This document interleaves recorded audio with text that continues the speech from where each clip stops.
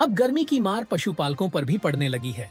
भंडारा जिले में तापमान 42 डिग्री सेल्सियस के पार चला गया है और इसकी तीव्रता के कारण दुधारू जानवरों को हरा चारा नहीं मिल पा रहा है। इसके चलते दूध उत्पादन में भारी गिरावट दर्ज की गई है। भंडारा जिला हमेशा से गर्मी के लिए जाना जाता है, लेकिन इस बार गर्मी ने मनुष्यों के साथ साथ पालतू पशुओं को भी बुरी तरह प्रभावित किया है। अब इस गर्मी का सीधा असर दूध उत्पादक किसानों पर पड़ रहा है। 42 डिग्री सेल्सियस से ऊपर तापमान होने की वजह से दुधारू पशुओं को न तो हरा चारा मिल रहा है और न ही सही मात्रा में खुराक। इसके चलते दूध उत्पादन में करीब 50% तक की गिरावट आई है, जिससे किसान परेशान हैं। किसानों ने अब अपने पशुओं को धूप से बचाने के लिए ग्रीन नेट लगाना शुरू कर दिया है। सिर्फ किसान ही नहीं, बल्कि दूध खरीदी केंद्रों के संचालकों पर भी इसका असर पड़ा है।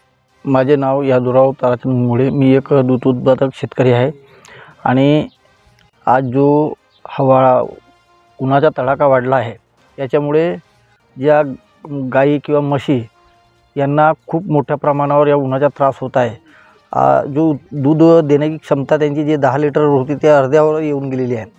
आपण मागे बघितलं माझ्या मागे जे मॅट लावून आपण त्यांच्या उन्हाचं संरक्षण करत आहोत।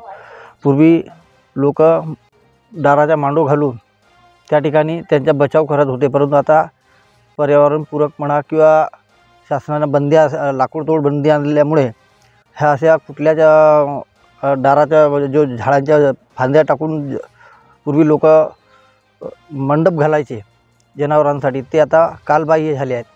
पण त्यामुळे आज जो हा उन्हाचा तडाखा वाढलेला आहे याच्यामुळे हिरवा चारासुद्धा त्यांना मिळत नाही किंवा खुराक जे खातात तर त्याचा डायजेशन पण बरोबर होत नाही। त्याच्यामुळे त्यांच्या दूध उत्पादनात खूप मोठ्या प्रमाणावर फरक पडलेला आहे आणि पर्यायाने शेतकऱ्यांना त्या दुधाच्या आणि खिलायचा जो आपण खर्च वजा जाता हा कुठल्याच पद्धतीने परवडत नाही। माझी शासनाला विनंती राहील की जो शासनाचे दुधाचे रेट आहेत ते काही अंशी काही प्रमाणात वाढवले पाहिजेत। खूप नाही पर लिटर मागे 1 रुपया जरी वाढवला तरी आज जो आपली दुधाच्या उत्पन्नामध्ये घट झालेली आहे त्याचा कुठंतरी थोडाफार फायदा होऊ शकेल असं मला वाटते। गाईचं दूध आणि म्हशीचं दूध कस्टमर 10 लिटर 15 लिटर 20 लिटर दूध आणत होते। आता टेम्परेचरमुळे तो 10 लिटर 7 लिटर 6 लिटर दूध येते।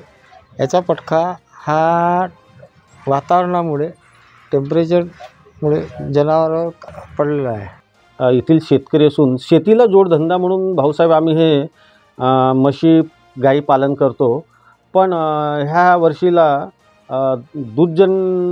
दुधाळू जे जनावर आहेत त्यांच्या बॉडीवर खूप फरक पडलेला आहे, कारण की ह्या वर्षीचा टेम्परेचर हा 42-43 पर्यंत 44 पर्यंत गेलेला आहे आणि त्यानंतर जनावराचं संगोपन करायला शेतकऱ्याला खूप तारेवरची कसरत करायला लागून राहिलं, कारण की त्याच्यात हिरवा चारा अवेलेबल नाही आहे आता आणि त्याच्यानंतर मधामध्ये काही पावसाच्या सरीसुद्धा कोसळल्या नाही आणि ह्यानंतर त्या जनावरावर साईड इफेक्ट पडल्यामुळे ते जे 15, 16, 17 लिटरपर्यंत जे जनावरं दूध द्यायचे किंवा आमचं दूध संघाला दूध जायचं तो आज खूप घट झालेला आहे आणि 6-7 लिटरपर्यंत आता जनावराचं दूध निघणं चालू आहे।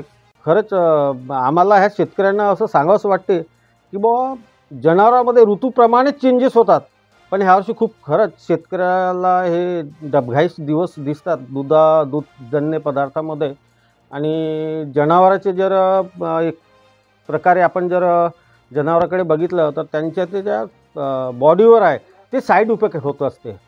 तर हा कशामुळे, तर हा टेम्परेचर आणि त्याच्यानं जनावर दूध द्यायला कमी लागतात आणि त्यांची दुधाची क्षमता कमी होते।